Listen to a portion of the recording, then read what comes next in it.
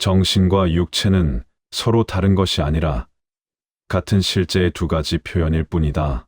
스피노자가 이렇게 말했을 때 사람들은 한동안 그 말의 무게를 이해하지 못했습니다. 정신이 몸을 지배한다고 믿던 이들도, 몸이 정신을 좌우한다고 생각하던 이들도, 이 둘이 사실은 하나라는 그의 통찰 앞에서 멈칫했죠. 17세기 암스테르담의 작은 렌즈 공방에서 이 유대인 철학자는 유리를 깎으며 우주의 본질을 사유했습니다. 그는 몸과 마음을 분리하려 했던 수천 년의 관습에 조용히, 그러나 단호하게 반기를 들었습니다. 오늘 우리는 그의 말이 단순한 철학적 사변이 아니라는 것을 압니다. 출근길 지하철에서 이유 없이 가슴이 답답해질 때, 밤새 뒤척이다 아침이 되어도 개운하지 않을 때, 우리는 이미 알고 있습니다.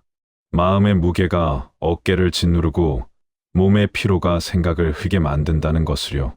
그런데 왜 우리는 여전히 이 둘을 분리하려 할까요? 왜 병원에서는 몸만 보고 상담실에서는 마음만 다루려 할까요? 어쩌면 우리는 너무 오랫동안 잘못된 질문을 해왔는지도 모릅니다. 마음이 아픈가, 몸이 아픈가가 아니라 나라는 존재가 어떻게 아픈가를 물어야 했던 건 아닐까요? 겨울 호수를 떠올려 보세요. 수면 위로는 차갑고 고요한 얼음이 펼쳐져 있고 그 아래로는 여전히 물이 흐릅니다. 우리는 종종 이 둘을 분리된 것으로 봅니다. 얼음은 얼음이고 물은 물이라고요. 하지만 조금만 더 가까이 들여다보면 얼음과 물은 같은 것의 다른 상태일 뿐입니다. 온도라는 조건이 바뀌면 물은 얼음이 되고 얼음은 다시 물이 됩니다. 경계는 있지만 본질은 하나입니다. 우리의 몸과 마음도 그렇습니다. 우울한 마음이 어깨를 무겁게 만들고 만성적인 통증이 희망을 앗아갑니다. 불면이 불안을 낳고 불안이 다시 불면을 부릅니다. 어디서부터가 마음이고 어디까지가 몸인지 그 경계는 우리가 생각했던 것보다 훨씬 모호합니다. 자연은 이런 구분을 하지 않습니다. 나무가 시들 때 우리는 뿌리가 아픈가, 잎이 아픈가 라고 묻지 않습니다. 나무 전체가 생명력을 잃어가고 있다고 말하죠. 인간도 마찬가지입니다. 우리는 분리될 수 없는 하나의 생명체입니다. 바리으 스피노자. 1632년 암스테르담에서 태어난 그는 유대인 공동체의 기대를 한 몸에 받던 촉망받는 청년이었습니다. 아버지는 성공한 상인이었고 스피노자는 랍비가 되어 공동체를 이끌 것으로 기대받았죠. 하지만 24살, 그는 공동체로부터 파문당합니다. 신을 자연과 동일시하고 영혼의 불멸을 부정했다는 이유였습니다. 파문 선고문은 냉혹했습니다. 그 누구도 그와 말을 나누지 말라. 그 누구도 그에게 도움을 주지 말라. 그 누구도 그와 같은 지붕 아래 머물지 말라. 추방당한 스피노자는 렌즈를 깎는 일로 생계를 이었습니다. 당시 렌즈 제작은 떠오르는 산업이었죠. 망원경과 현미경이 세상을 바꾸고 있었으니까요.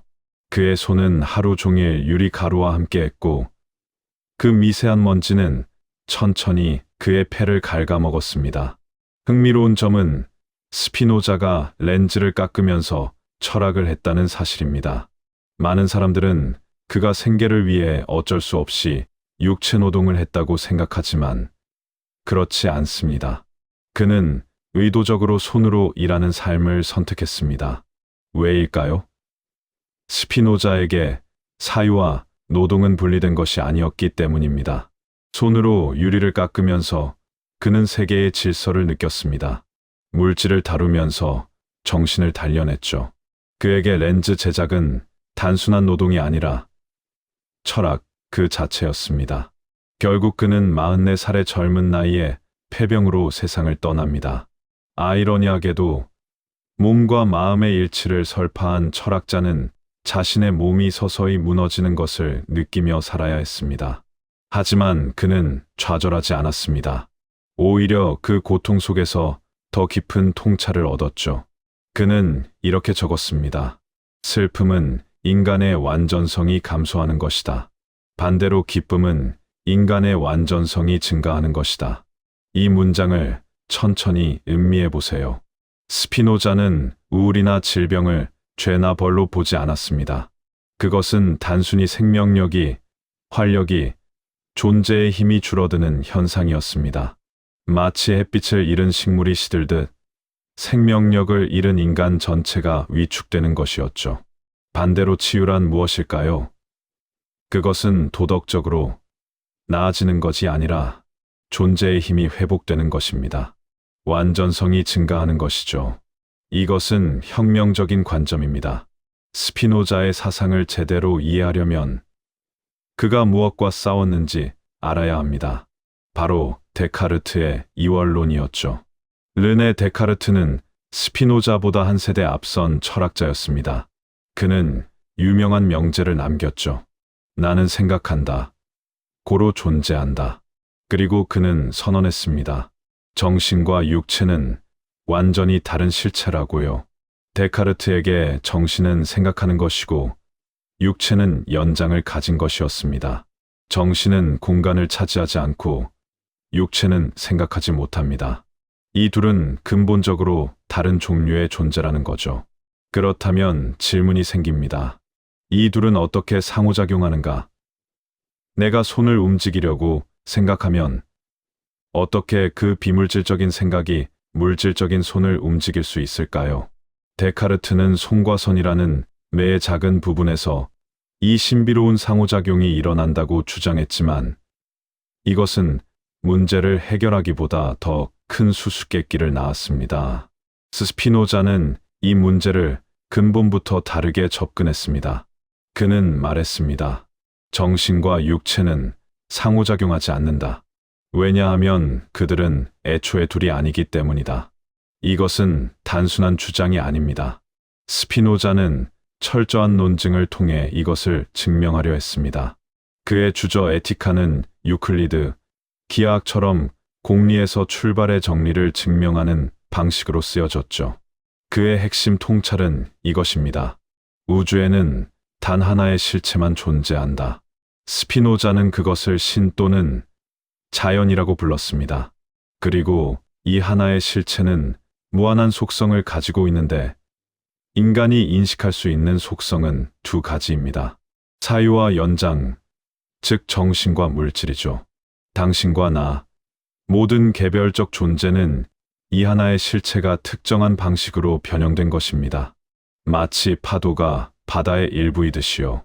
그리고 각각의 존재는 정신적 측면과 물질적 측면을 동시에 가집니다. 이 둘은 같은 실제를 다른 속성으로 표현한 것일 뿐입니다. 2025년을 살아가는 우리에게 이 이야기는 낯설지 않습니다. 병원 진료실에서 의사는 묻습니다. 어디가 아프세요? 우리는 대답합니다. 잘 모르겠어요. 그냥 전체적으로 힘들어요. 피로감, 소화불량, 두통, 불면. 검사를 해도 특별한 이상은 없습니다. 그러면 의사는 조심스럽게 말합니다. 스트레스 때문일 수 있어요. 정신과 상담실에서는 반대 상황이 벌어집니다. 요즘 우울하세요? 라는 질문에 네라고 답하면 상담사는 다시 묻습니다. 잠은 잘 주무세요?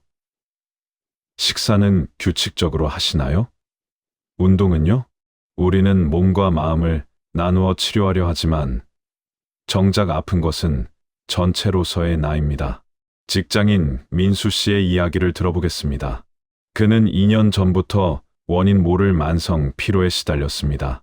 아침에 일어나도 개운하지 않고 오후만 되면 머리가 무거웠죠.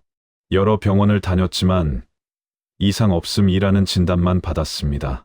내과, 신경과, 이비인후과. 그는 6개월 동안 12곳의 병원을 전전했습니다. 혈액 검사, MRI, CT. 모든 검사 결과는 정상이었습니다. 그러면 의사들은 의뢰 이렇게 말했죠. 몸은 건강하신데요. 스트레스 관리를 잘하세요. 민수 씨는 혼란스러웠습니다. 몸은 건강한데 왜 이렇게 힘들지? 내가 꾀병을 부리는 건가? 정신력이 약한 건가? 그는 자신을 탓하기 시작했고 이것이 다시 증상을 악화시켰습니다. 그러던 어느 날 지인의 권유로 심리 상담을 받게 되었습니다. 상담사는 그의 몸 상태를 듣고 나서 물었습니다. 직장에서 어떤 감정을 느끼세요? 민수 씨는 한참을 생각하다 대답했습니다. 무력함요. 아무리 해도 인정받지 못하는 것 같아요. 3년째 같은 자리에 있고 후배들은 승진하는데 제가 뭘 잘못한 건지 모르겠어요. 그 순간 상담사가 말했습니다.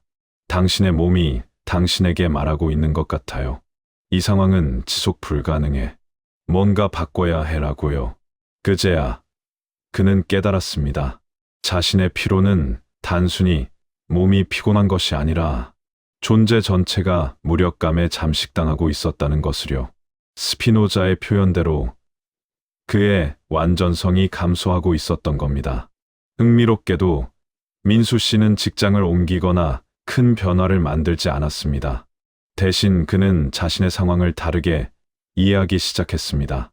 자신을 정신력이 약한 사람이나 게으른 사람으로 보지 않고 지금 어려운 상황에서 최선을 다하고 있는 사람으로 봤죠. 그리고 작은 실천을 시작했습니다. 점심시간에 15분씩 걷기, 주말에 한 가지 좋아하는 일 하기, 하루 10분 명상. 놀랍게도 3개월 후 그의 만성 피로는 70% 이상 개선되었습니다. 무엇이 그를 치유했을까요? 약도 특별한 치료도 아니었습니다. 자신을 전체로 이해하고 전체로 돌보기 시작한 것이 변화를 만들었습니다. 스피노자는 에티카 3부에서 인간의 정서를 분석합니다. 그런데 그의 접근 방식이 독특합니다. 그는 정서를 도덕적으로 판단하지 않습니다. 대신 마치 기하학 문제를 풀듯이 정서의 본질과 작동 방식을 탐구하죠. 그는 이렇게 적습니다. 정서를 마치 선이나 면이나 입체처럼 다룰 것이다. 비난하거나 조롱하기 위해서가 아니라 이해하기 위해서. 스피노자에 따르면 모든 정서는 세 가지 기본 정서에서 파생됩니다. 기쁨, 슬픔, 욕망이죠. 그리고 이 정서들은 우리의 존재의 힘인 코나투스와 관련됩니다. 코나투스란 무엇일까요? 그것은 모든 존재가 가진 자기 보존의 노력입니다. 꽃이 햇빛을 향해 자라듯이, 나무가 뿌리를 뻗듯이 모든 존재는 자신의 존재를 유지하고 확장하려 합니다. 이것은 의지적인 선택이 아니라 존재의 본질 자체입니다. 인간의 경우 이 코나투스는 정신적으로는 이지로, 육체적으로는 욕구로 나타납니다. 하지만 본질적으로는 같은 것이죠. 기쁨은 이 코나투스가 증가할 때 느끼는 정서입니다. 우리의 존재의 힘이 커질 때 우리는 기쁨을 느낍니다. 반대로 슬픔은 코나투스가 감소할 때의 정서입니다. 이것을 우울증에 적용해 봅시다. 스피노자의 관점에서 우울증은 단순히 기분이 나쁜 것이 아닙니다. 그것은 존재의 힘 자체가 약화되는 현상입니다. 생각할 힘, 느낄 힘, 행동할 힘, 관계 맺을 힘. 이 모든 것이 줄어듭니다. 그리고 이것은 동시에 정신적이고 육체적입니다. 우울한 사람의 뇌에서는 신경전달 물질의 불균형이 관찰되고 몸은 만성적인 피로와 통증을 느낍니다.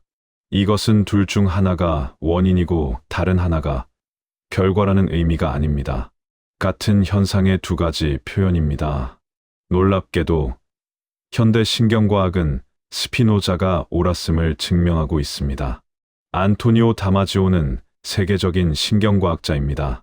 그는 스피노자의 뇌라는 책에서 스피노자의 철학이 현대 뇌과학과 얼마나 일치하는지 보여줍니다. 다마지오의 연구는 이것을 증명합니다. 정서는 단순히 마음의 일이 아닙니다. 정서는 몸의 상태를 뇌가 지도한 것입니다. 우리가 두려움을 느낄 때 이것은 심박수 증가, 근육 긴장, 호르몬 변화 등의 신체 변화를 뇌가 인식한 결과입니다. 역으로 우리의 생각과 판단도 몸에 영향을 미칩니다. 스트레스를 받으면 코르티솔이 분비되고 이것은 면역 체계를 약화시킵니다. 만성적인 불안은 염증 반응을 증가시키고 이것은 다시 우울증의 위험을 높입니다. 다마지오는 이렇게 말합니다. 우리는 생각하는 기계가 아니라 느끼는 기계이며 우연히 생각할 수 있게 된 것이다. 이것은 스피노자의 통찰과 정확히 일치합니다. 우리는 정신이 몸을 지배하는 존재가 아닙니다. 우리는 정신이면서 동시에 몸인 존재입니다. 하버드 의대의 허버트 벤슨 박사는 이렇게 말했습니다. 마음이 긴장하면 몸도 긴장하고 몸이 이완되면 마음도 고요해진다. 이것은 신비가 아니라 생리학이다. 실제로 심호흡이나 명상 같은 간단한 실천이 어떻게 작동하는지 생각해 보세요. 당신이 천천히 깊게 호흡할 때 이것은 부교감 신경을 활성화시킵니다. 그러면 심박수가 낮아지고 혈압이 안정되고 근육이 이완됩니다. 이 몸의 변화를 뇌가 인식하면서 마음도 평온해집니다. 반대로 의도적으로 미소를 지으면 어떻게 될까요? 뇌는 얼굴 근육의 움직임을 감지하고 이것을 긍정적인 상태로 해석합니다. 그러면 실제로 기분이 조금 나아집니다. 이것이 바로 행복해서 웃는 것이 아니라 웃어서 행복해진다는 윌리엄 제임스의 통찰입니다. 우울증 환자의 뇌를 스캔하면 전두엽의 활동이 감소되어 있습니다. 동시에 이들의 몸에서는 만성적인 염증 반응이 관찰됩니다. 만성 통증 환자는 우울증 발병률이 3배 이상 높습니다. 불면증이 있으면 우울증 위험이 10배 증가합니다. 이 모든 것이 말해주는 바는 명확합니다. 몸과 마음은 분리된 것이 아니라 하나의 시스템으로 작동한다는 것이죠. 그렇다면 우리는 어떻게 해야 할까요? 먼저 이분법을 내려놓아야 합니다. 이건 마음의 문제야, 혹은 이건 몸의 문제야 라고 구분하려는 습관 말이죠. 당신이 아침에 일어나기 힘든 것이 우울 때문인지 수면 부족 때문인지 따지지 마세요. 두 가지 모두이고 동시에 하나입니다. 첫째, 몸을 돌보는 것이 곧 마음을 돌보는 것입니다. 운동이 우울증 치료에 효과적이라는 연구는 수없이 많습니다.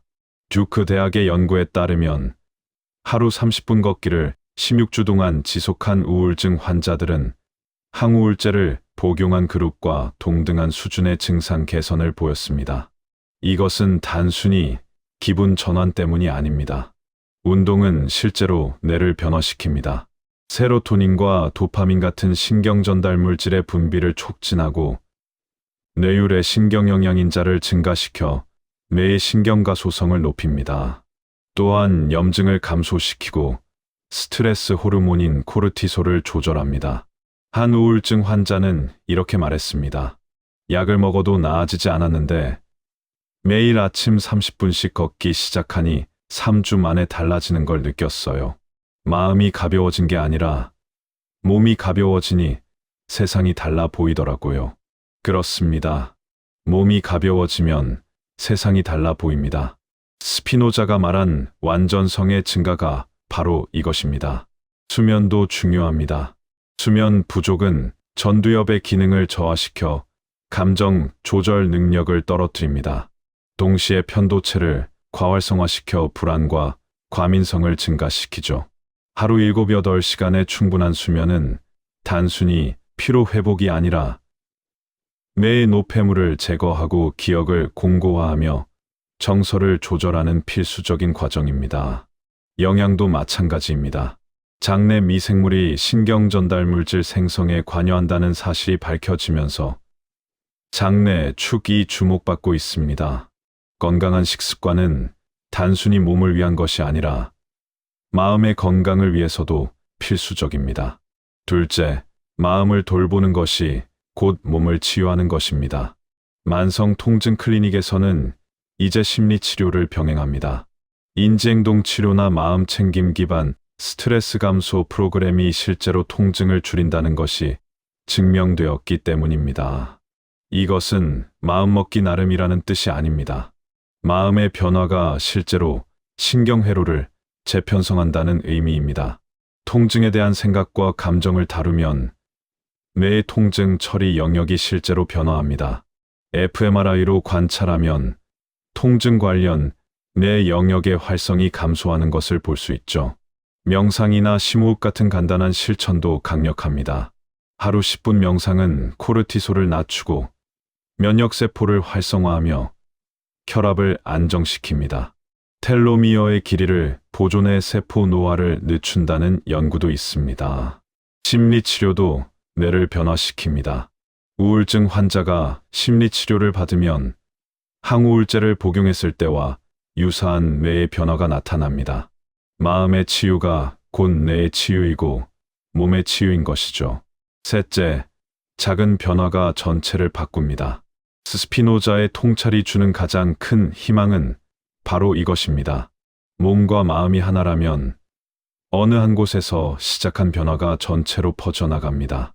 오늘 당장 우울증을 치료할 수 없어도 따뜻한 물로 샤워를 할 수 있습니다.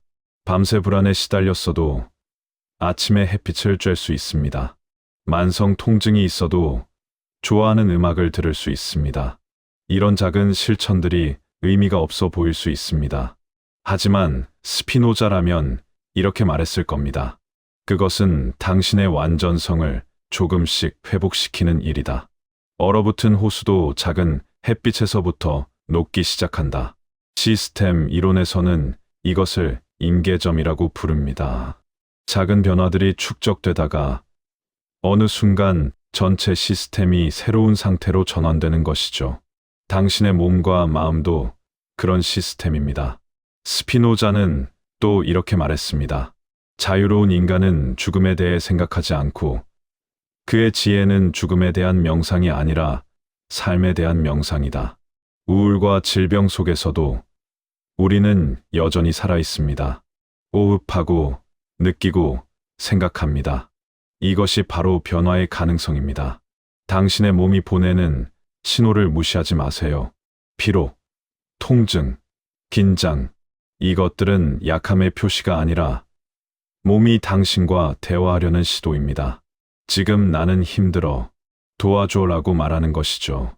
동시에 당신의 마음이 보내는 신호도 무시하지 마세요. 무기력, 슬픔, 불안. 이것들은 정신적 나약함이 아니라 마음이 보내는 생존 신호입니다. 지금의 삶의 방식으로는 더 이상 지속할 수 없어. 뭔가 바꿔야 해 라고 말하는 것입니다. 몸의 신호를 듣고 마음의 목소리에 귀 기울이세요. 그리고 작은 한 걸음을 내디드세요. 그 한 걸음은 몸을 위한 것일 수도 마음을 위한 것일 수도 있습니다. 사실 그것은 중요하지 않습니다. 어느 쪽에서 시작하든 전체가 움직이기 시작할 테니까요. 철학자 윌리엄 제임스는 이렇게 말했습니다. 행복하기 때문에 웃는 것이 아니라 웃기 때문에 행복해진다. 이것은 단순한 긍정의 메시지가 아닙니다. 몸의 변화가 마음을 바꾸고 마음의 변화가 몸을 바꾼다는 스피노자적 진리를 다른 방식으로 표현한 것입니다. 빅터 프랭클은 아우슈비츠 수용소에서 살아남은 심리학자입니다. 그는 죽음의 수용소에서라는 책에서 이렇게 적었습니다. 인간에게서 모든 것을 빼앗을 수 있어도 단 한 가지는 빼앗을 수 없다. 주어진 환경에서 자신의 태도를 선택할 자유. 극한의 고통 속에서도 우리에게는 여전히 선택의 여지가 있습니다. 오늘 무엇을 할 것인가? 어떻게 반응할 것인가? 어디에 주의를 기울일 것인가? 그리고 이 선택들이 쌓이면서 우리는 변화합니다. 천천히, 그러나 확실하게. 추상적인 철학을 넘어서 구체적으로 무엇을 할 수 있을까요? 아침 루틴을 만드세요. 아침에 일어나서 가장 먼저 하는 일이 휴대폰을 확인하는 것이라면 그것을 바꿔보세요. 대신 창문을 열어 햇빛을 쬐고 깊게 호흡을 3번 하고 물 한 잔을 마시세요. 이 간단한 루틴이 하루 전체의 톤을 설정합니다. 움직임을 찾으세요. 운동이 부담스럽다면 움직임으로 시작하세요. 출퇴근길에 한 정거장 먼저 내려서 걷기, 엘리베이터 대신 계단 이용하기, 점심시간에 동료와 산책하기. 작은 움직임들이 모여 큰 변화를 만듭니다. 호흡을 의식하세요. 하루에 몇 번 자신의 호흡을 의식적으로 느껴보세요. 4초 들이쉬고 7초 참고 8초 내쉬는 4-7-8 호흡법은 불안을 즉시 감소시킵니다. 이것은 부교감 신경을 활성화해 몸과 마음을 동시에 진정시킵니다. 감각을 깨우세요. 식사할 때 천천히 의식적으로 먹어보세요. 음식의 맛, 질감, 향을 느끼세요. 이것은 단순히 음식을 즐기는 것이 아니라 현재 순간에 존재하는 연습입니다. 몸과 마음을 하나로 묶는 실천이죠. 수면, 위생을 개선하세요. 잠들기 1시간 전에는 화면을 보지 마세요. 대신 책을 읽거나 가벼운 스트레칭을 하거나 따뜻한 물로 샤워하세요. 침실은 시원하고 어둡게 유지하세요. 좋은 수면은 모든 치유의 기초입니다. 사회적 연결을 유지하세요. 인간은 사회적 동물입니다. 고립은 몸과 마음 모두에 해롭습니다. 외로움은 하루 15개비의 담배를 피우는 것만큼 건강에 해롭다는 연구도 있죠. 친구와 전화 통화하기, 가족과 식사하기, 취미 모임 참여하기. 이런 연결들이 우리를 치유합니다. 해질녘 호수로 돌아가 봅니다. 낮 동안 햇빛을 받은 얼음이 조금씩 녹아 이제 수면은 얼음과 물이 공존하는 경계가 되었습니다. 어디까지가 얼음이고 어디부터가 물인지 더 이상 명확하게 구분할 수 없습니다. 그리고 그것이 아름답습니다. 우리도 마찬가지입니다. 몸과 마음의 경계에서, 우울과 건강의 사이에서, 고통과 치유가 공존하는 그 모호한 지대에서 우리는 살아갑니다. 완벽하게 건강할 수도, 완전히 우울할 수도 없습니다. 우리는 매 순간 변화하고, 흐르고, 녹고, 다시 얼어붙기도 합니다. 그것이 살아있다는 증거입니다. 스피노자는 생의 마지막 순간까지 렌즈를 깎았습니다. 폐병으로 숨이 차오르는 순간에도 그는 유리를 손에 쥐고 있었죠. 어떤 사람들은 그것을 비극이라고 말합니다. 하지만 저는 다르게 봅니다. 그는 마지막까지 자신의 몸으로 살았고 자신의 마음으로 생각했습니다. 둘을 분리하지 않았죠. 고통 속에서도 사유했고 사유 속에서도 손을 움직였습니다. 그것이 바로 그가 말한 자유로운 인간의 모습이 아니었을까요? 그는 죽음을 앞두고 이렇게 썼습니다. 자유로운 사람은 어떤 것에 대해서도 죽음보다 덜 생각한다. 그의 지혜는 죽음이 아니라 삶에 대한 명상이다. 생의 마지막 순간까지 그는 삶을 명상했습니다. 손으로 유리를 깎으면서 정신으로 우주를 사유하면서 그는 몸과 마음이 하나임을 살았습니다. 오늘 밤 잠들기 전에 한번 해보세요. 깊게 숨을 들이쉬면서 당신의 몸이 살아있음을 느껴보세요. 공기가 폐를 채우고 심장이 뛰고 피가 흐르는 것을 느껴보세요. 이 모든 것이 기적입니다. 당신이 의식하지 않아도 몸은 쉬지 않고 생명을 유지합니다. 그리고 천천히 숨을 내쉬면서 당신의 마음이 존재함을 인정해 보세요. 불안도, 슬픔도, 그리움도, 희망도 모두 당신이 살아있기에 느낄 수 있는 것들입니다. 이 감정들을 판단하지 마세요. 그저 느끼세요. 몸과 마음은 둘이 아닙니다. 당신이라는 하나의 존재가 서로 다른 방식으로 자신을 표현하고 있을 뿐입니다. 그러니 어느 한쪽만 돌보려 하지 마세요. 몸을 돌볼 때 마음도 함께 돌보고 있다는 것을, 마음을 위로할 때 몸도 함께 치유되고 있다는 것을 기억하세요. 작은 햇빛이 거대한 얼음을 녹이듯 작은 돌봄이 당신 전체를 변화시킬 수 있습니다. 지금 이 순간에도 당신은 변화하고 있습니다. 천천히, 그러나 확실하게. 스피노자는 이렇게 말했습니다. 평화는 악덕의 부재가 아니라 영혼에서 태어나는 미덕이다. 진정한 평화는 문제가 없는 상태가 아닙니다. 우울도 통증도 불안도 없는 완벽한 상태가 아니에요. 진정한 평화는 이 모든 것과 함께 살아가면서도 자신의 존재를 긍정할 수 있는 힘입니다. 당신은 지금 이 순간에도 충분합니다. 완벽하지 않아도, 아프더라도, 힘들어도 당신은 존재하고 있습니다. 그리고 그것만으로 충분합니다. 내일 아침 해가 뜨면 얼음은 조금 더 녹을 것이고 당신은 조금 더 자유로워질 것입니다. 천천히, 함께 우리는 나아갑니다.